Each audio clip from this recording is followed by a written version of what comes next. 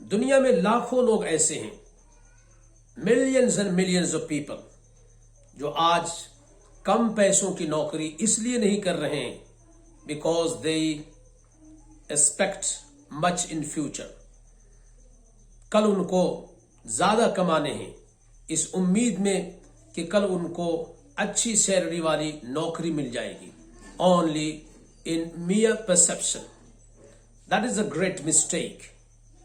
Tomorrow may come, tomorrow may not come. कल वो नौकरी मिल भी सकती है, नहीं भी मिल सकती है, और आपके पिछले दिनों के बैठे रहने ने ये बतला दिया कि शायद नहीं मिलेगी। इसलिए let's grab today's 1 rupee job and never wait idle for tomorrow's 10 rupees job.